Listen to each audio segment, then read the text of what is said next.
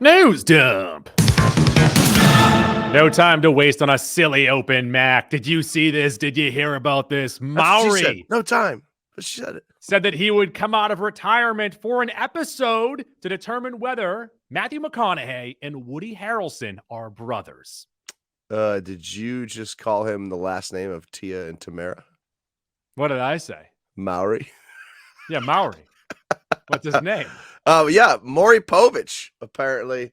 You know what Maury Povich is? He's in the business of making money. And you know what would make money is a Maury special with a DNA test to either confirm or deny the fact that Woody Harrelson and Matthew McConaughey may be brothers.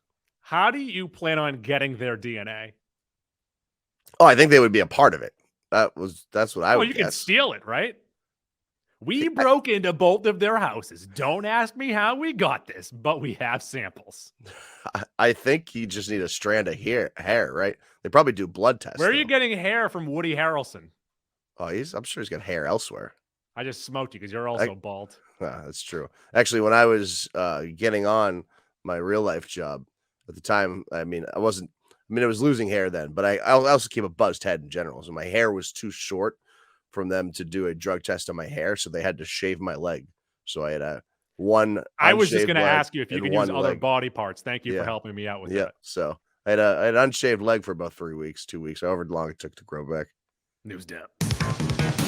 Back, we have a tentative agreement with the Writers Guild of America. The strike would end after 146 days, but they're saying don't get back to work yet until everything is greenlit. It would be a 3-year agreement, but SAG is still on strike. Yeah, I don't think anyone that is not involved in the union has any idea how this type of stuff works. Now, my union's a little more unique. We don't fall under all the same stuff because we're civil service and we can't strike, like police and fire can't strike. But in general, when a union reaches an agreement, they have to get it ratified by their membership via a special vote, and that takes time. And then the other end has to get it ratified too. So all this takes a little bit of time. But it sounds like, from what I've gathered, within the next month, things should be quote unquote back to normal. All the talk shows are back. We can finally watch Drew Barrymore again without her crying. Now, this delay, I don't think was nearly as long as the writer's strike at the end of the 2000s. But I have no idea. I didn't look that up. I have no basis in saying I think it's longer. I think it was just during an off time. Like the last one happened during the middle of a season or just the beginning of Maybe a that's season. why it feels shorter, because we had summer and we didn't really care too much about it. This has delayed us quite a bit, though, because these movie studios have already bumped off movies a year, 2 years, 6 months. So it has been a pain in the ass for the podcast. But I'm glad they've reached an agreement, and I'm sure SAG will reach an agreement soon. Pain in the ass or more tears? News down. Oh, boy. Uh-oh. Via Puck newsletter, and everyone is running with this. The Office could be getting a reboot with showrunner Greg Daniels attached. So you want the glass half full or the glass half empty thought here, Goo? I've got both. Which is a better one? Start with the better one. All right. Well, the better one here is the glass half full. The world has changed drastically in the 19 years since The Office was hit air. I think it was 2004 was season 1 of The Office. But go ahead. Yeah, whatever. 18 years. I think there is room in this space to make an Office-like comedy because Office settings have changed. The world has changed. References have changed. You could even essentially cut and copy The Office and just update references and whatnot, and you could make it work. However, there's not, and here's the glass empty, half empty here. Yep. First of all, Greg Daniels obviously knows what's funny. So I don't think he's going to do this. I don't think it's going to hit televisions unless it's not funny. However, I don't think there's one single person that isn't an NBC executive, Peacock executive, outside of that. It's not one of those asking for this. This screams money grab to me. Now, if it is a reboot, we're talking whole new cast, maybe a whole new company to work from. But if they're going to try and reboot it with the same cast, which would you prefer? New cast. Don't New ruin cast. don't ruin what I consider the greatest sitcom of all time.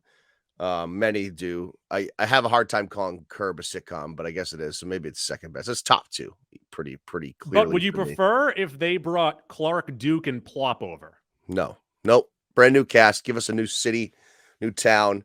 Obviously, the magic of that one is catching lightning in a bottle with Steve Carell right before he becomes a megastar. They get him. They do season 1. Then he turns into literally the funniest guy on the planet, not named Will Ferrell. So that's. I don't think they're ever going to do that. So I think they're better off with a more Parks and Rec approach, right? Where you have a couple stronger characters, but you really need a good 6 or 7 characters to carry the show and not one. I mean, bringing you say that you want a rising star that might, take over the comedy world. I just said Clark Duke. I guess what I've been thinking about it is I'm definitely open to this sort of thing. You can't call it The Office though, and it shouldn't be an Office reboot.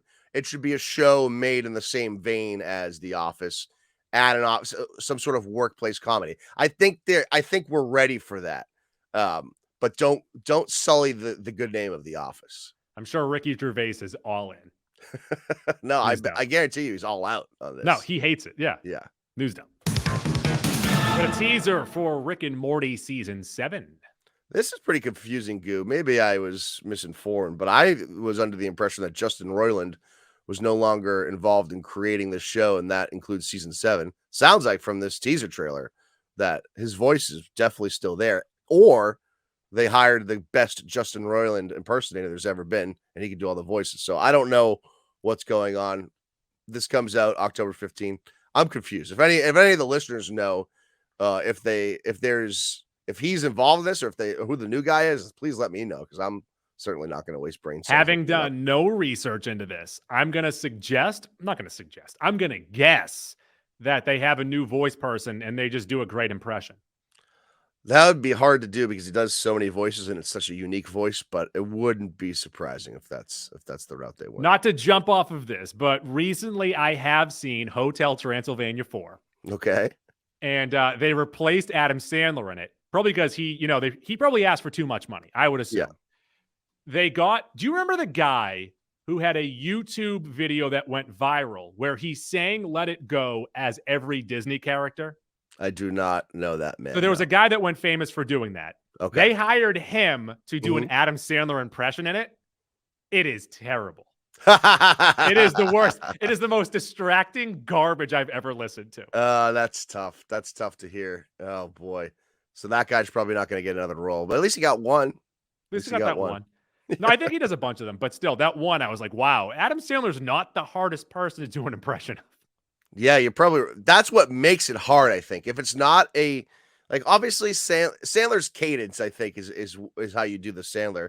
He doesn't have a particular voice that stands out either way, but I think that's what's hard for impressionists. No, but he does the voice like this, though. It's not like he does the played up animated voice. Oh, like true. It's not just Adam Sandler's voice. Adam Sandler is a vampire, right? It's a vampire, and also not to give too much away, it was a straight to Prime video, but in the movie, Dracula turns into a human by accident. So all he really had to do was just nail that Sandler impression while he's a vampire, and then he can act more, straight-laced as he's a human. Sure. Yeah, I agree. Good Rick and Morty talk. News dump. Teaser for Squid Game. First of all, I still have not watched Squid Game. I feel like you're lower on Squid Game than the general public. I feel like we both are. Well, I didn't watch it, so that shows you how much I really cared about all that hullabaloo there. Mm-hmm. Yes. But obviously that took the world by storm during COVID, so it became uber popular. I think it's still the most watched show in Netflix's history. So naturally, what they did is, how can we make money off this? Well, they're adapting it to live action reality competition style. And Goo, I'll tell you what, I'll watch every episode of this. Still not going to watch the actual scripted show. Yeah, but no one's going to die in this. Isn't that the point of the show, is that people have to die? $4.5 million grand prize here. Comes out November 22nd. I think this just shows you I'm so different when it comes to television than I am movies. Television is my mindless entertainment. Movies is where I really like to get down in it, do my 2-3 hours Get down in and it. have an opinion and have a conversation. Television shows I don't want to pay attention to too much. I want to be buried in my phone. But reality competition shows is right up my alley. In fact, when Goo goes to Rome, I'm going to try to do a best reality TV shows. Yes. With maybe Rich Keefe, who knows? But I'll get someone on for that. That'll be a decent episode. I wish that they did a reality show. Remember that movie where Cameron Diaz has a box, and in that box is a button, and if she pushes that button, someone dies, but she gets $1 million. I feel like I absolutely remember that, but I don't remember watching it. Was it called The Box? I have no idea. I feel like I know exactly what you're talking about, and yet I have no idea what you're talking about. It's called Cameron Diaz pushes a button, or she doesn't. Where do you stand on Cameron Diaz in the hot or not debate? Like now? Yeah. She's a nice looking lady. I would say she's in the Taylor Swift realm where you're like, okay, fine. But back in 95 with the mask, 94. How do you go from her mask body type to what she is now? Just it like doesn't connect in my head. Those dots. HD cameras. HD cameras. Is that what it is? Yeah. He was dumb. Mac, Captain Worrier. You spelt Warrior wrong. This is on you. No, I'm gonna this call is you. This is Captain Warrior. You big dummy. I don't even know what that means. What is a That's warrior? based on your notes in the script here. Shouldn't it be A, like WARR? That's Warrior. Yeah. Oh, fuck you. Good work. Via Vanity Fair, Captain America Chris Evans said that his biggest worry before playing Captain America was making shitty fucking movies. Chris Evans doesn't swear. Come on, Vanity Fair. He didn't say that. Oh, he swears so much. He's the best. I think now, as much as and it's a thing I guess people will acknowledge, especially considering Martin Scorsese's comments, which we'll get to later. But looking back to 2007 or 8 when he signs that contract, the state of comic book movies were real bad. You had Outside of the Dark Christopher Knight. Nolan's Batman Begins and Dark Knight, which most people loved. You had a couple like the early X-Men movies, Spider-Man, those were hits. Exactly. But by 2008, there was a lot of bad in between. And then First Avenger, what was that, 2009 or 2008? Yes. 09. So this was like no shoo-in at the time. And that's what Chris Evans is really and he had just done the Fantastic Four movies too. Right, which they sucked. So this is like, looking back, it doesn't, in the grand scheme of things, 13, 14 years isn't that long of a time when you're talking about like cinema and movies. Like it's barely over a decade. However, the MCU completely changed the landscape of movie making. A lot of people will now argue for the worst, but it's amazing that those are like the shoe-in money makers now. If it's not a DC movie, and 14 years ago that was not the case. Like even the first Avenger didn't make a ton of money. No, and it really, like, these movies didn't truly hit like its pinnacle until like 2012, and then MCU didn't hit their stride until like 2014 as like a consistent great movie every single time until 2020. Yeah, and then it's sort of petered off from there as well. So and there is some fatigue with superhero movies, but it's interesting to think about. Obviously, he was prompted, he was asked this question.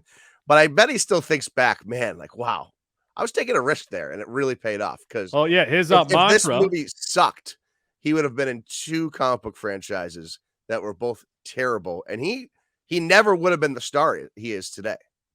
The mantra playing in his head at the time when he first signed on was, "This is it. I just signed my death warrant. My life is over." It's a great quote. It's a great quote from an actual star. MCU Pressure. David S. Goyer, the writer of Man of Steel, said that DC was going to him saying, hey, we need our MCU. We need our Marvel. And they pitched the next 20 movies over the next 10 years, and none of them had been written yet. Yeah. It's funny how this relates to the Chris Evans comments, because again, 14 years ago, DC was light years ahead of Marvel, but they never had or I'm sure there was a couple people there like, hey, we should broaden this universe, widen this universe.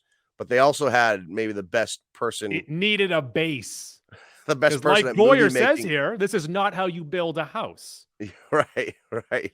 And Known carpenter, David S. Goyer. it just feels like such regret and remorse from DC being like, man, we had this in the bag. We had Christian Bale as Batman. Christopher Nolan signed on to do a trilogy, and we never did anything with it. Now, good chance they would have fumbled it and ruined everything and maybe made the Nolan verse look a little worse, but they never did anything with it.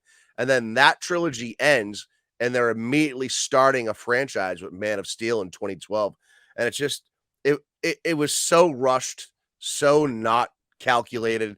It was everything that Marvel wasn't in a bad way. And so it's just it's amazing to me that people get paid millions and millions of dollars to make bad decisions. It's amazing. It's absolutely amazing. Like, not to bring it down to a blue collar level here, but you and I got to work for our bread. You know, you make a mistake and it hurts you. You feel it that day or that next week or whatever. You got people, studio executives making tens of millions of dollars that probably make more mistakes than they make good calls. But because they make one good call out of 5, it covers all the losses. It's incredible. It's an incredible way to live your life. News Dap. That's a lot of water. It's pretty good. Wasn't bad. Via Vanity Fair, Chris Pratt said that Marvel's nutritionist had him drinking 220 glasses of water a day while training to play Star-Lord, 1 glass for every pound he weighed. I'm calling bullshit on this, Chris Pratt. I don't think it's physically possible. He said he peed a lot. I don't think it's physically possible to drink 220 glasses of water. If you're telling me, so let's give them the benefit of the doubt and say they're small glasses, 8 ounces. Let's right? say 8 ounces. Yep. Of 220. So that's 800, 1600. No, come on. 1600. That's like almost 2,000 ounces of water a day. There's no fucking way. 0% chance that happened. He's either misremembering or he's got a number wrong here. Yeah, because his main thing was just, no more cheeseburgers. That's what the guy told him. No more cheeseburgers. 220. That if you didn't sleep, that's almost 10 glasses of water an hour. It's not possible. I would be pissing myself nonstop. Not possible. I wouldn't be making it to the bathroom. Let's give him the 8 hours of sleep because he's getting that. So now he's 16. Now you got to ingest 220 in 16 hours. That's Who's getting 8 hours of sleep? Everyone out here is saying 8 to 10 hours of sleep. Those guys are. That's at least 15 glasses of water an hour. It's not possible. I don't think it's possible. That's every 4 minutes. Yeah, you're fine. You can do it. I don't think it's possible. Math on my part. No, you can put the liquid down your throat. I don't think you can get to the 220. First 100's probably no problem. And then you're like, wait a second.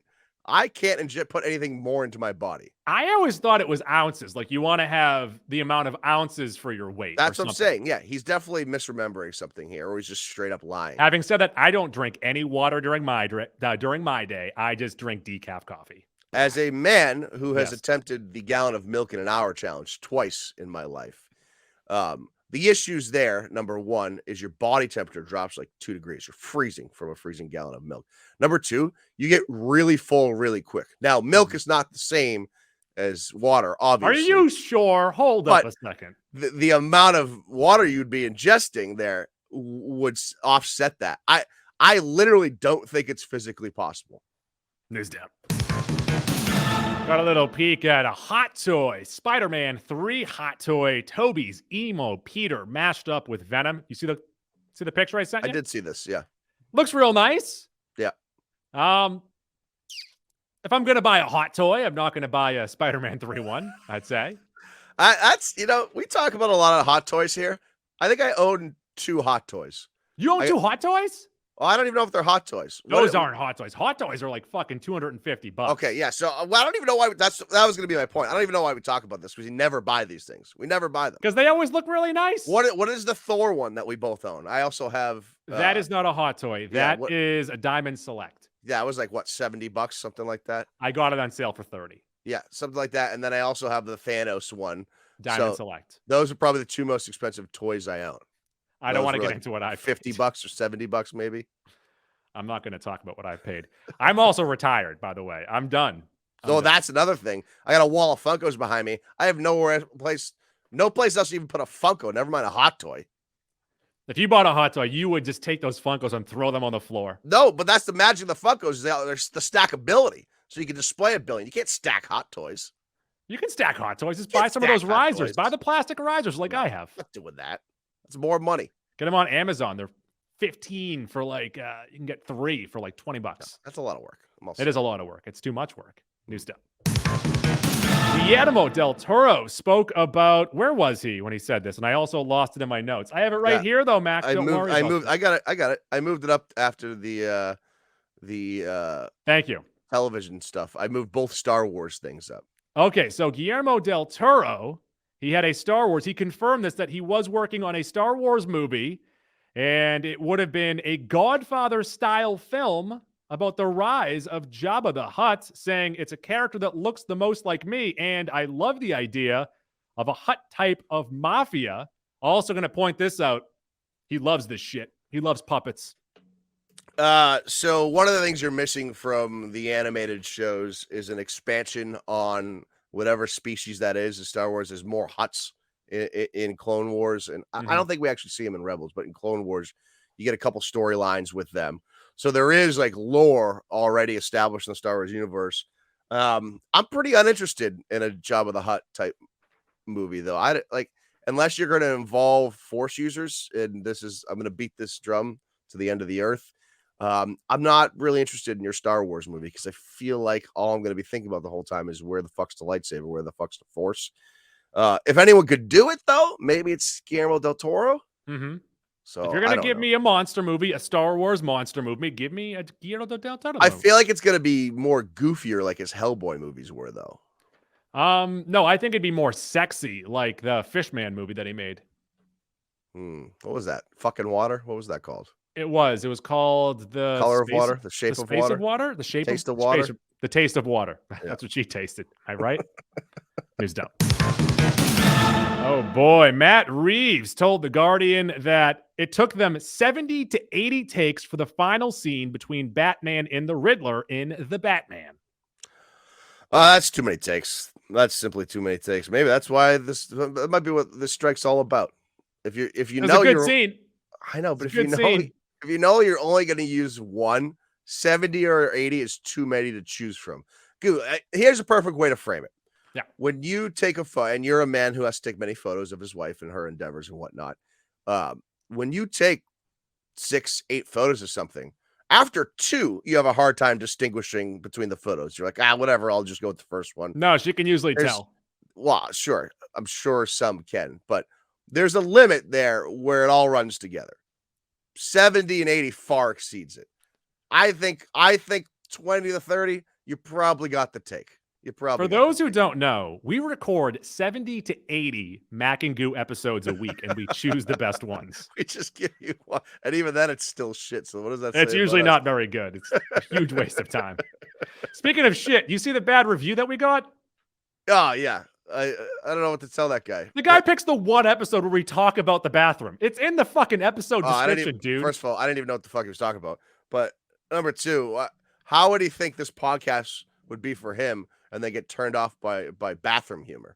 Yeah, he clearly read something or got a bad recommendation. If there was a 2-word description of our show, it might be bathroom humor. But also, it was the specific episode where we talked about bathrooms. Like when we drafted bathrooms. Did we draft bathrooms? No, it's when we talked about bathroom etiquette. Oh. Saying hi to people in the bathroom and whatnot. Yeah. Oh, that's what? That and then we talked about. I'll tell you what. I'm not going to pretend we're the best podcast out there. Oh, we are not. But if that's going to turn you off the podcast, you probably shouldn't listen to a podcast. Get to the canceled movies. You know what the worst part of TikTok is, Goo? Yeah. The incessant bullshit podcast putting out their horrible clips. Now, we're included in that. We're included in that. We're guilty of that. But there are so many fucking bad podcasts on TikTok putting out 30-minute clips of them talking about nothing at all. No things. This episode is. I also try and keep it to like 1 or 2 clips a week. I'm being told by, everyone on the internet, You got to put 10 out a week. I can barely find 1 or 2 acceptable clips from us. Well, I think that's playing into the bad podcasts is they're essentially half of these podcasts just have a podcast so they can get TikTok clips. I'm trying to think, wasn't there a podcast that wasn't a real podcast and all they would do was just film clips? Love that. It's a great idea. See, that I'm in on. Instead? That I'm in on. Oh, Guillermo del Toro said he made a Star Wars movie. No way. What do you mean? This, that, and the other. And then we cut that and we put it out there. Yeah. No, I would be the type to just make up facts about people. Or you could be in the corner. Guillermo Toro fucked an actual fish in preparation. And then when you say that, I'm in the corner. Yeah, no. Yeah. And then we can use that that clip for the thumbnail. Bro. Yeah, bro. News down. Soulja Boy will be in Gen V, this via EW. This is awesome. Jensen Ackles was an awesome addition to The Boys. I'm glad they're going to utilize his character. I don't know how is he going to be. He's going to help out the good guys. I don't know how he's going to play into Gen V here. So when I brought up a couple of weeks ago that the Deep was going to be in Gen V, Davey pointed out, because I thought he might be like a teacher or something. Davey's like, no, he's probably just a guy that shows up to hang out there. Like he used to go to college. Could be that. But I think the Deep's the classic character where the corporation can get him to do anything they want. Soulja Boy's not that character, which is why I'm interested to see how he's going to play into this whole thing. I got to go back and rewatch The Boys. I sort of forget how the season ends. You might have to, but I know how it ended. Should I tell you? Yeah. It's a big old fight. Right. And then is Soulja Boy or what's his name there? Blank on his name. Homelander is like, hey, you're my dad. We should team up. And then he's like, no, you're a big old pussy. Yeah, I remember that. And they fought that. Yeah. And then what was the result? Soulja Boy gets blasted out of the window, right? Or Homelander gets blasted out of the window. And they're all alive still. Yeah. Does Soulja Boy still have his powers? And Billy Butcher was also a part of the fight as well. This big old 3-way fight. Do we not know if Soulja Boy has his powers? Is that a mystery right now? Oh, he still does. He does still. Yeah. He didn't lose him in that blast? No. Didn't Captain America Wonder Woman lose her powers? I think she did lose her powers, yes. But he didn't. Correct. I'm not so sure. All right, well, go watch it again. News dump. Oh boy, Robert Kirkman, this is via Polygon, is aiming to do 7 to 8 seasons of Invincible so he can cover the entire run of the comic. I would like season 2. Agreed. 7 to 8 seasons of an animated show is a lot. Not many shows in general have gotten a 7 or 8. And animation, I feel like that I'm having this experience with Rick and Morty the past couple of seasons, and actually with South Park, Family Guy, and The Simpsons. King of the Hill. Don't leave King of the Hill out of this. It gets stale to me. It does. Same old. But also, and that's why those shows have like definitive peaks too, you know? But also with that, you can go 7 or 8 years because the cast might get older, but you don't need to see their face on the screen. It's just their voice.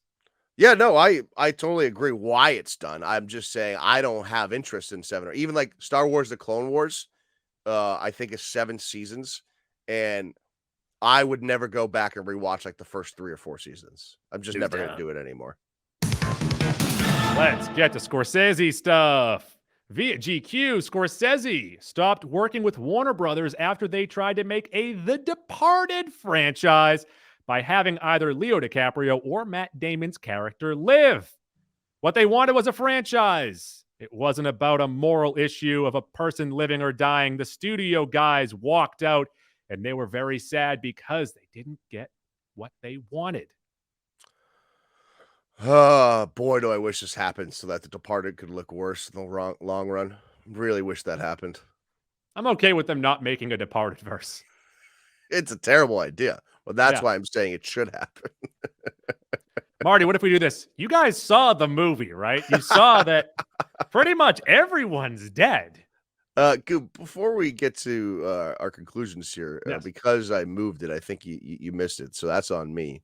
The Bale and Skull topic you had. I guess we can do that at the end. Okay. All right. Let's save it for the end. That works. News down. I'm confused. Goo I'm a is little confused. confused here. Explain to me your confusion here. Goo. Okay, so via Variety, or he spoke to Variety, Martin Scorsese says the dangers of comic book movies and franchises are what the dangers of them, what they are doing to our culture. There are going to be generations that now think movies are only those. That is what movies are. And that's all they think.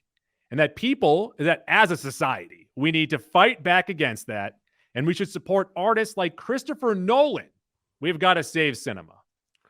Noted non-comic book movie maker Christopher Nolan. Noted Christopher Nolan, who might have created what this is. You could blame Christopher Nolan for all of this if you really wanted to. Like Marvel in 2006 or 2007, whenever The Dark Knight came out, I think it was the same year as Iron Man, right? The Dark Knight? Yeah. Dark Knight was like 3 months after, yes. Yeah, 2008. So Marvel makes Iron Man because in 2005, Batman Begins comes out. Yes. And is wildly successful. And they say, you know what? We can do this. And Christopher Nolan makes a second great movie. And they're like, wow, we could do it again. Now, It's been tried. They tried it with Batman already, but it failed miserably. By the time they got to the third movie in the first Batman franchise, that was directed by Joel Schumacher, that thing crashed and burned wildly. Christopher Nolan proved to people that you could make a successful multi-million-dollar franchise trilogy with massive stars. And the MCU was like, sign us up for that. So I don't know. Do you think Martin Scorsese just blacked out for like an 8-year period? Do you think he just blacked out when doing this interview? It's a lot of, like, when he said it, I'm like, I get it. And look, I don't want to have this conversation every single week because this is just what he does now. But just so confused to why he chose Christopher Nolan. Yeah, he could have literally picked anyone else and it would have made more sense besides the actual current Marvel directors. Goo, I do have a point of contention in there though, and this just shows how out of touch he is. And I think probably a lot of our listeners don't even realize this. This does not create a generation of moviegoers that think this way because Goo, the current generation are not moviegoers. I have a 18-year-old sister and a 21-year-old brother. They very rarely go to the movies. It's not a thing that people do anymore. It's a thing that when people grew up with the cinema and didn't quite have the internet, and that it's a thing people our age and maybe 10 years younger still do and will bring their kids to do. But the younger generation, 10, 15 years younger than us, not really theater goers. It's just and theater saw that, and media has changed, streaming's changed, all that too. But it's changed because that's what the viewers demanded and the viewers wanted it and responded to it. So he's really to me, the death of the cinema was inevitable.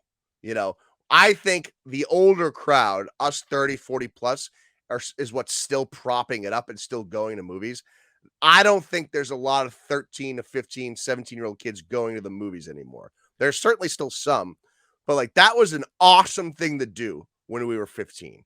I don't think that's an awesome thing to do in the mind of a 15-year-old anymore. I just don't think that person exists. Doing meth is what they want to do.